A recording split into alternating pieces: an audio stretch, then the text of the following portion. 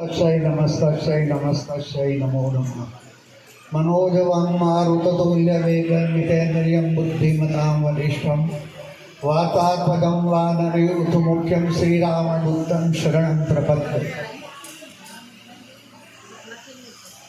आदरणीय लालजीभाई गंगारामનો સમગ્ર પરિવાર અને એ પરિવારના આદરણીય રમણભાઈના પરિવાર દ્વારા આજે સુંદર મજાનું ભજનનું જ્યારે આયોજન કરવામાં આવ્યું છે ત્યારે આશીર્વાદ તો શું આપી શકું, હું પણ જલારામનો એક પરિવારનો સભ્ય છું. હું આપ સૌના આશીર્વાદથી અહીંયા આપ સૌની વચ્ચે ઉપસ્થિત થયો છું, પણ આ પરિવાર સાથે મારે દીર્ઘકાળથી નાતો છે એટલે મેં ના પાડી ત્યાં આવીને બોલવાની, છતાં પણ મને જ્યારે કહેવામાં આવ્યું છે ત્યારે હું મારા બે શબ્દો જલારામ બાપાને અર્પણ કરું છું. આપણા એક મહાપુરુષે એવું લખ્યું છે કે ચિદ વદંતી ગુણહીન જનો જધન્ય, કે ચિદ વદંતી ગુણહીન જનો જધન્ય, કે ચિદ વદંતી ધનહીનો જધન્ય, વ્યાસો વદંતી વેદ પુરાણ વિઘ્નો, નારાયણ સ્મરણ હીન જનો જધન્ય. કેટલાક લોકો એવું માને છે વ્યાસપણીના કહેવા મુજબ કે જેના જીવનમાં ગુણ નથી એવા લોકો હલકા છે. કેટલાક લોકો એવું માને છે કે જેની પાસે ધન નથી, લક્ષ્મી નથી એવા લોકો હલકા છે. પણ વ્યાસો વદંતી વેદ અખિલ પુરાણ વિઘ્ન, વ્યાસ મુનિ એમ કહે છે એ વાત ખોટી છે. વાત એ છે કે જેના મોઢામાં રામનું નામ નથી એવા લોકો હલકા છે. એટલે આપણા મહાપુરુષોએ અને જૂના કાળમાં વડીલોએ વાત કરેલી કે તને મળ્યો મનુષ્ય અવતાર માંડ કરીને, તમે ભજ્યા નહીં રે ભગવાન હેત ધરીને, તેથી ખાશો જમનો માર પેટ ધરીને, તેથી રામ નામ સંભાળ, રામ નામ સંભાળ. આ વાત પ્રત્યેક માણસને આપણા મહાપુરુષોએ અને સંતોએ આપી છે. મારે એ પણ વાત કરવી જોઈએ કે આ પરિવારમાં હું વર્ષોનો સાક્ષી છું. આ પરિવાર એટલે લાલજી ગંગારામના પ્રત્યેક દીકરાઓમાં અને પરિવારમાં ભક્તિના વિચારોના બીજ પહેલેથી વવાયેલા છે. અને જો ભક્તિના બીજ ન વવાયેલા હોત તો આજે આટલી બધી સંખ્યામાં આપણે અહીંયા ઉપસ્થિત ના થયા હોત. એટલે આ વાત યાદ રાખીએ કે જેના જીવનમાં ભક્તિના વિચારો છે ને એના જીવનમાં હંમેશા પ્રગતિ થાય છે. ક્યારેક મારે ચિંતન વિના દવાખાને જવાનું થાય દિશા, ત્યારે ત્યાં ભીડ જોઉં છું.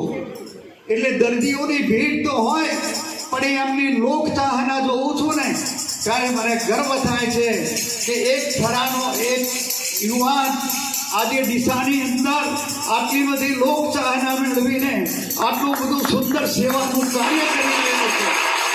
એ કંઈ નાની સુની વાત નથી. અને એ માત્ર માતા પિતાના, વડીલોના, બાપુ દાદાના, જલારામ બાપાના અને આ વડીલોના આશીર્વાદને ફાવે જાય છે. એટલે આ પરિવારમાં જે પ્રગતિ થઈ રહી છે એના આપણે સૌ સાક્ષી છીએ. એટલે આચાર્ય પરિવાર એટલે આપણા જીવનમાં આપણે બધું જ કરવું જોઈએ. સમાજમાં સંસારમાં રહીને બધું જ કામ કરવું જોઈએ, પણ મારી સાથે ભગવાન છે વાત ન ભૂલતા. જોકે આપણે થરાને તો કંઈ કહેવા જેવું છે જ નહીં. આનંદના ગરબા, સુંદરકાંડ, રામાયણના પાઠ, હરિઓમ તત્સત જય ગુરુદત્ત, બબુમાના ભજન, કકુમાના ભજન, કંકુમાના ભજન, ચંપામાના ભજન, આ કોઈ અઠવાડિયું ભજન સત્સંગ ચાલતો હોય છે.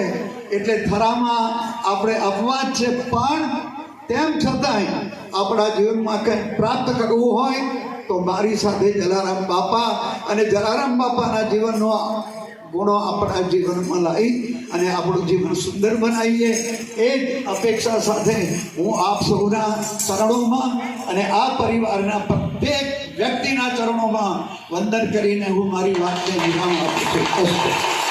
15ના રોજ જલારામ બાપાના ભજન ચાલુ થયા હતા અને ગુરુવાર આપણે ગણીએ તો 541-42 ગુરુવાર જલારામ બાપાના થયા છે. બીજા જે આપણે શુક્રવાર કે શનિવાર કે કોઈ સાદા દિવસે રાખીએ તો એ વસ્તુ અલગ છે, પણ આટલો ભાવ આપનો બધાનો અને ભાવના દ્વારા આપણે જલારામ બાપાના મંદિરના સુંદર ભજન થયા. વિશેષ તો મારે જલારામ બાપાના મંદિરની અંદર આ બહેનો દ્વારા જે સહયોગ મળી રહ્યો છે, ઉત્તર જલારામ બાપાના મંદિરની પ્રગતિ થઈ રહી છે. ભગવાનના કાર્યની અંદર પ્રગતિ થવી એનું મુખ્ય કારણ બહેનો છે. અને એટલું જ નહીં, સારામાં સારી પ્રવૃત્તિ ચાલે છે એ આપ બધા જાણો છો. પણ હમણાં 2-3 દિવસની હું તમને વાત કરું. પહેલાં આપણે અહીંયા પાણી પીવા માટેના ઢોરોને પાણી પીવા માટેના કુંડા લાવ્યા હતા મોટા, અને જલારામ બાપાના મંદિરમાંથી વિતરણ કરવામાં આવ્યું. હમણાં કૂતરાઓ માટે ચાટ લાવવામાં આવી, 50 ચાટ લાવી અને પછી 65 ચાટ લાવી. એક જ દાતા આપી દે, નામ લીધા વગર દાતા આપી દેશે અને એ ચાટ આપણે ઘરે ઘરે જે લોકોને જરૂર હતી ત્યાં પહોંચાડવામાં આવી. ખરેખર જલારામ બાપાના માધ્યમ દ્વારા પશુ પક્ષી બધાનું જ સારામાં સારી પ્રવૃત્તિ અને સારામાં સારી એની ટ્રીટમેન્ટ થાય એ માટેનો પ્રયત્ન જલારામ મંદિરના પરિવારના ટ્રસ્ટીઓ કરતા હોય છે. ટિફિન પણ જાય તો સુંદર રીતે ટિફિન જાય છે. સવારમાં મગ ને શીરો બહેનો માટે જાય છે. સરકારી દવાખાનાની અંદર અને 200 જેટલા બાજરીના રોટલા બનાવી ગાય અને કૂતરાને ખવડાવવામાં આવે છે. આ તો મેં સેવાકીય પ્રવૃત્તિની તમને વાત કરી. પણ કોરોના કાળનો સમય આવ્યો, ખૂબ ભયંકર સમય, અને એવા સમયે ડૉક્ટર ચિંતનભાઈ રમણભાઈના બાબાએ ડીસાની અંદર એવી સેવા કરી, કોઈ વ્યક્તિ કોઈ દર્દીને જગ્યા ના મળે તો ત્યાં બેસાડી એની ટ્રીટમેન્ટ તો કરી. એના દ્વારા એમનું નામના તો મળી, પણ સાથે સાથે સમાજના લોકોએ, ડીસાના સમાજના લોકોએ એમનું સન્માન કર્યું. આજે આપણે ચિંતનભાઈને તાળીઓથી વધાવી લઈએ. અને આજે જલારામ બાપાના ભજનની અંદર આપ સૌ આવ્યા, મને 2 મિનિટ બોલવાનો મોકો મળ્યો. આપ સૌનો હું આભારી છું. બોલો જલારામ બાપા કી જય. કેશવ તમાકુ કે કાનાજી મુખવાસ વિસનગર તરફથી મળે છે, એમને પણ ખૂબ ખૂબ ધન્યવાદ. 31 રૂપિયા આપણા જલારામ મંદિરના ટ્રસ્ટી શ્રી ઉપપ્રમુખ શ્રી કનુભાઈ ભોગીલાલ આચાર્ય પરિવાર તરફથી મળે છે, એમને પણ આપણે ખૂબ તાળીઓથી વધાવીએ. 1100 રૂપિયા ધનસુખરામભાઈ ત્રિભુવનભાઈ હારીજ પરિવાર તરફથી મળે છે, ખૂબ ખૂબ ધન્યવાદ. 500